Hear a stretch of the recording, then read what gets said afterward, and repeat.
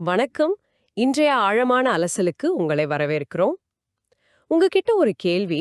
உங்க நிறுவனம் data, analytics, ஏஐன்னு நெறைய இன்வெஸ்ட் பண்றாங்களா? நெறைய டேஷ்போர்ட்ஸ், ரிப்போர்ட்ஸ் எல்லாம் கூட இருக்கலாம். ஆனா இவ்ளோ செலவு செஞ்சும் நீங்க எதிர்பார்த்த அந்த உண்மையான பிசினஸ் இம்பாக்ட் கிடைக்குதா? இத பத்தி என்னைக்காவது யோசிச்சிருக்கீங்களா? இது நெறைய நிறுவனங்கள் சந்திக்கிற ஒரு பெரிய குழப்பம். நெறைய முயற்சி போடுறாங்க, ஆனா பலன் ரொம்ப கம்மியா இருக்கு. இந்த ஒரு முக்கியமான சவாலை எப்படி எதிர்கொள்ளறதுன்னு வழிகாட்டுற ஒரு புத்தகம் பத்தி தான் இன்னைக்கு நாம கொஞ்சம் ஆழமா பார்க்க போறோம். அந்த புத்தகத்தோட பேரு the data vision to value. அதாவது டேட்டா சார்ந்த பார்வைய எப்படி ஒரு உண்மையான மதிப்பா வேல்யூவா மாத்துறதுன்னு பேசுது. இது வெறும் டெக்னாலஜி பத்தி மட்டும் இல்லாம அதை எப்படி பிசினஸ் வெற்றி கூட கனெக்ட் பண்றதுன்னு சொல்லுதுன்னு இந்த புத்தகம் சொல்லுது. இன்னைக்கு நம்ம நோக்கம் என்னன்னா, இந்த புத்தகத்தோட மைய கருத்துக்கள், குறிப்பா அது சொல்ற அந்த விஷன் டு வேல்யூ ஃப்ரேம்வொர்க் அப்படிங்கிற ஒரு வழிமுறை இருக்கு. அத நல்லா புரிஞ்சுக்கிறது தான். இது மூலமா உங்க டேட்டா முயற்சிகள் எல்லாம் வெறும் செலவா மட்டும் இல்லாம, எப்படி உண்மையான அளவிடக்கூடிய மதிப்பு கொண்டு வர முடியுங்கிறதுக்கு சில ஐடியாஸ் உங்களுக்கு கிடைக்கலாம். சரி. இத பத்தி இன்னும் கொஞ்சம் டீப்பா பார்க்கலாமா? முதல்ல இந்த புத்தகம் ஏன் முக்கியம்? இதோட தேவை என்னன்னு புரிஞ்சுக்கலாம். நெறைய நிறுவனங்கள் டேட்டா கலெக்ட் பண்றதுல, டூல்ஸ் வாங்குறதுல, ஏஐ மாடல்ஸ் பில்ட் பண்றதுல எல்லாம் கோடிக்கணக்குல செலவு பண்றாங்க. ஆனா, வருஷ கடைசியில கணக்கு பார்க்கும்போது, இதனால நம்ம லாபம் எவ்ளோ ஏறிச்சு?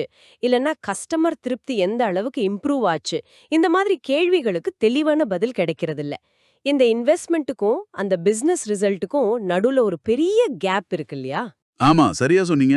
இதுதான் இன்னைக்கு நெறைய டேட்டா லீடர்ஸ், பிசினஸ் ஹெட்ஸ் எல்லாம் ஃபேஸ் பண்ற பெரிய சேலஞ்ச்.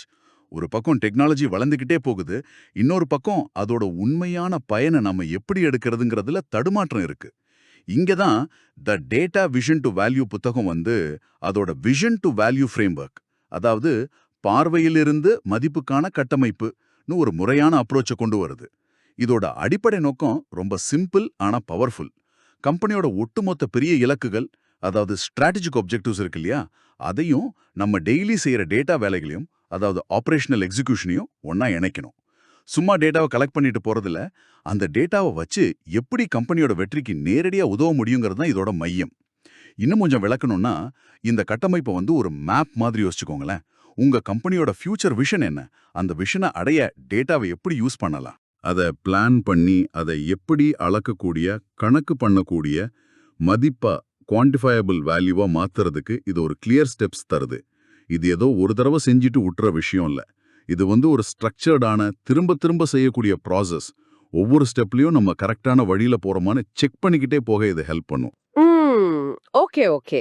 கேட்கும்போதே இது ரொம்ப பிராக்டிகலா அவசியமான ஒண்ணா தெரியுது.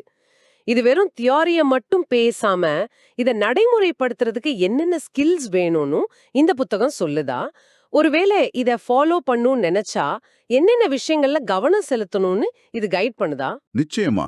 இது வெறும் தத்துவம் கிடையாது, பிராக்டிகாலிட்டிக்கு ரொம்ப முக்கியத்துவம் கொடுக்குது. புத்தகம் 5 முக்கியமான திறன்கள், இல்லனா ஏரியாஸ் ஆஃப் ஃபோக்கஸ்னு சொல்லலாம். அத ஹைலைட் பண்ணுது. இது எல்லாமே ஒன்னோட ஒன்னு கனெக்டட். முதல்ல விஷன் டு வேல்யூ, அதாவது பார்வைய மதிப்பா மாத்துறது. இதுதான் ஸ்டார்டிங் பாயிண்ட். கம்பெனியோட ஓவரால் பிசினஸ் கோல்ஸ் எடுத்துக்கிட்டு அதை டேட்டா மூலமா எப்படி அச்சீவ் பண்ணலாம்னு பிளான் பண்றது. இதுல முக்கியமா எந்த டேட்டா ப்ராஜெக்ட்க்கு ப்ரையாரிட்டி கொடுக்கணும்னு முடிவு பண்ணி ஒரு தெளிவான வேல்யூ ரோட் மேப் ரெடி பண்றது. அதே சமயம் உடனே சில சின்ன வெற்றிகளை, அதாவது மெஷரபிள் குயிக் வின்ஸை காட்டுறதும் ரொம்ப முக்கியம். அப்பதான் ஒரு மொமெண்டம் கிடைக்கும்.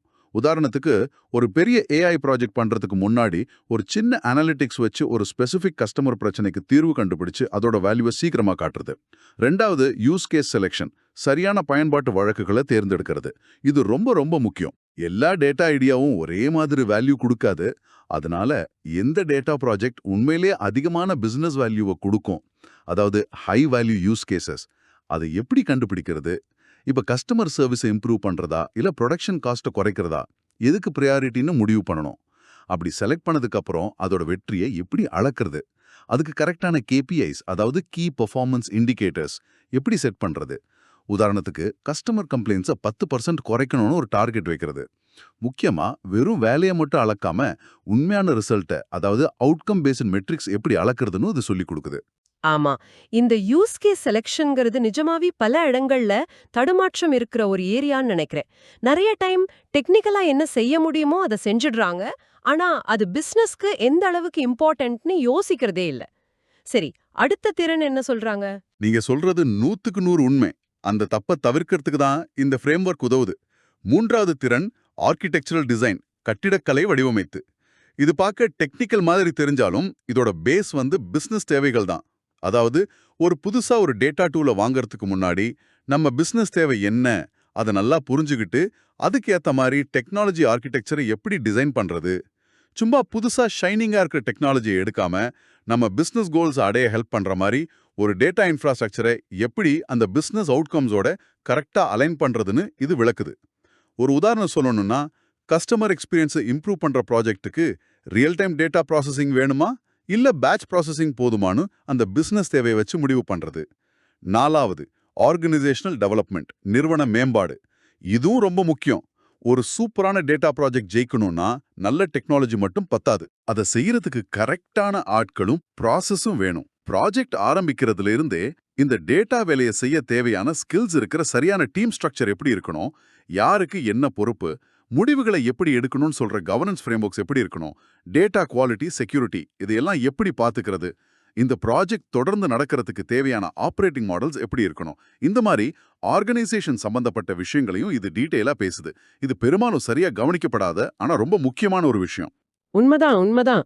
பல சமயம் டெக்னாலஜி ரெடியா இருக்கும். ஆனா அது இம்ப்ளிமெண்ட் பண்ற டீம்லயோ இல்ல ப்ராசஸ்லயோ பிரச்சனை வந்து ப்ராஜெக்ட் ஃபெயில் ஆயிடும். சரி, 5வது கடைசி திறன் என்ன?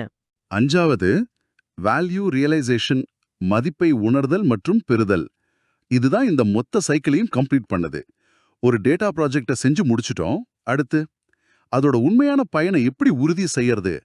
பயனர்கள், உதாரணத்துக்கு சேல்ஸ் டீமோ மார்க்கெட்டிங் டீமோ அந்த புது டேட்டா டூலையோ இல்ல ரிப்போர்ட்டையோ முழுசா யூஸ் பண்றாங்களா?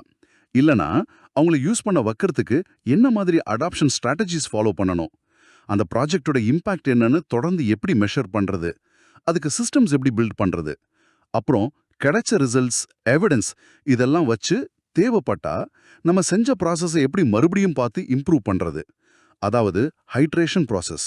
சிம்பிளா சொன்னா வேல்யூவை கிரியேட் பண்றதோட நிக்காம அது எப்படி தக்க வச்சுக்கிறது, வளர்க்கிறதுங்கிறதுல இது கவனம் செலுத்துது.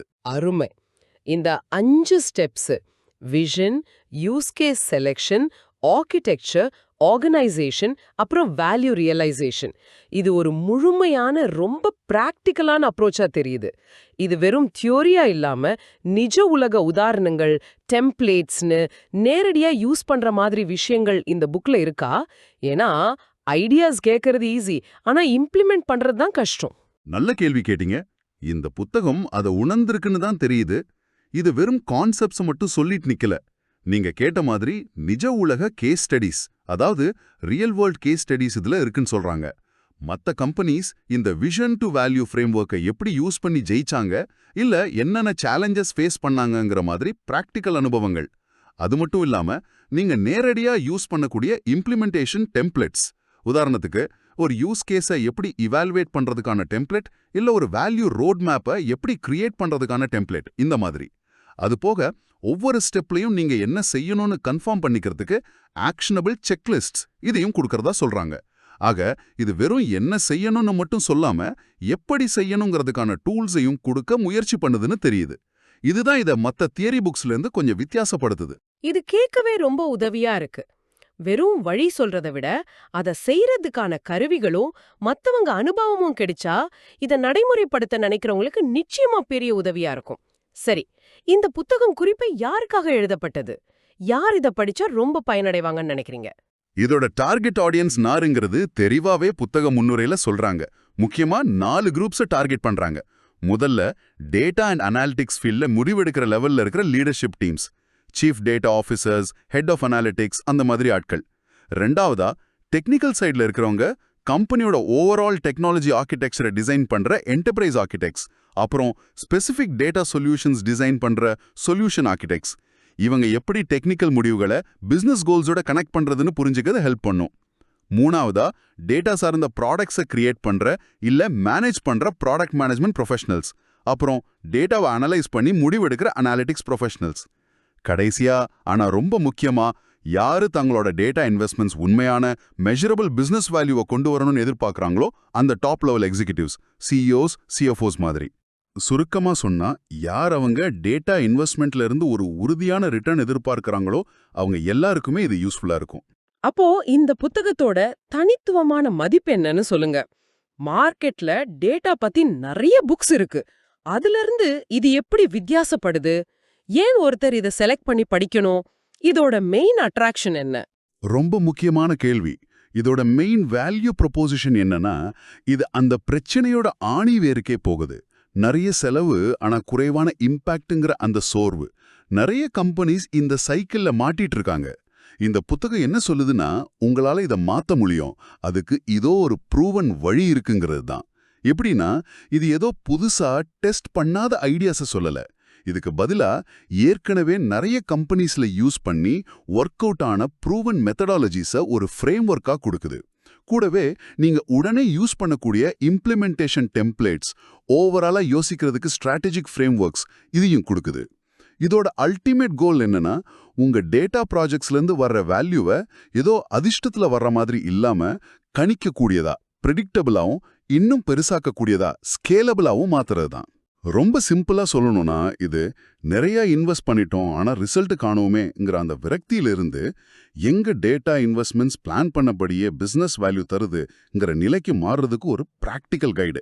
இது டேட்டாங்கிறது வெறும் டெக்னிக்கல் பிரச்சனை இல்ல, அது ஒரு பிசினஸ் ஸ்ட்ராட்டஜி பிரச்சனைன்னு அழுத்தமா சொல்லி அதுக்கான சொல்யூஷனை நோக்கி ரொம்ப தெளிவா வழிகாட்டுது. ஆஹா, இன்னைக்கு நம்ம பார்த்தது த டேட்டா விஷன் டு வேல்யூங்கிற புத்தகத்தோட முக்கியமான அம்சங்களை பத்தி. டேட்டாக்காக செய்யற பெரிய பெரிய முதலீடுகளுக்கும் அது மூலமா கிடைக்கிற உண்மையான அளக்கக்கூடிய பிசினஸ் ரிசல்ட்ஸ்க்கும் நடுவுல இருக்கிற அந்த பெரிய சில சமயம் ஏமாற்றம் தர்ற கேப் இருக்கு இல்லையா, அதை குறைக்கிறதுக்கு ஒரு தெளிவான ஸ்ட்ரக்சர்டான வழிமுறைய அந்த விஷன் டு வேல்யூ ஃப்ரேம் ஒர்க்கை இந்த புத்தகம் எப்படி முன்வைக்குதுன்னு நம்ம டீட்டெயிலா பார்த்தோம். ஆமா, இதுல நாம முக்கியமா கவனிக்க வேண்டியது இது ஒரு ஸ்டெப் பை ஸ்டெப் இன்டகிரேட்டட் அப்ரோச்ங்கிறது தான். வெறும் டெக்னாலஜி இம்ப்ரூவ் பண்றதோ இல்ல ஒரு ரிப்போர்ட்டை ரெடி பண்றதோ மட்டும் இல்ல.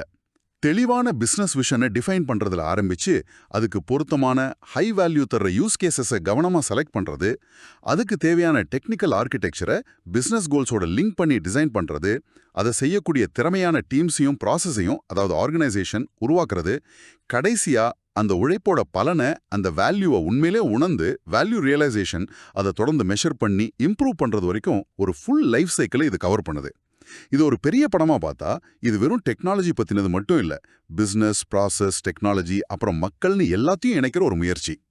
டெக்னாலஜிங்கிறது ஒரு பவர்ஃபுல் டூல், ஆனா அதை எங்க, எப்படி, எதுக்காக யூஸ் பண்றோங்கிறது தான் உண்மையான வேல்யூவை முடிவு பண்ணுது. மிகச் சரியா சொன்னீங்க. இந்த விவாதத்தோட இறுதியில உங்களுக்காக ஒரு கடைசி சிந்தனை. கொஞ்சம் யோசிச்சு பாருங்களேன்.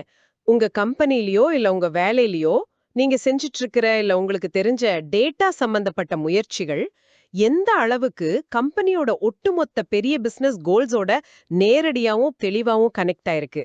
இன்னைக்கு நம்ம பேசின இந்த விஷன் டு வேல்யூ ஃப்ரேம் ஒர்க்கோட 5 ஸ்டெப்ஸ்ல அது விஷனை டிஃபைன் பண்றதா இருக்கலாம், கரெக்டான யூஸ் கேஸ் செலக்ட் பண்றதா இருக்கலாம், ஆர்கிடெக்சரை பிசினஸோட லிங்க் பண்றதா இருக்கலாம், டீம்ஸை சரியா அமைக்கிறதா இருக்கலாம், இல்ல கடைசியா வேல்யூவை மெஷர் பண்றதா இருக்கலாம். எந்த ஏரியா உங்க சூழ்நிலைக்கு உடனடியா ரொம்ப பொருத்தமானதா இல்ல ஒரு முக்கியமான கேப்பா தெரியுது? இது நீங்க இன்னும் கொஞ்சம் ஆழமா யோசிக்கவும் உங்க டேட்டா பயணத்துல அடுத்த அடியை எடுத்து வைக்கவும் உதவக்கூடிய ஒரு ஸ்டார்டிங் பாயிண்டா இருக்கலாம்.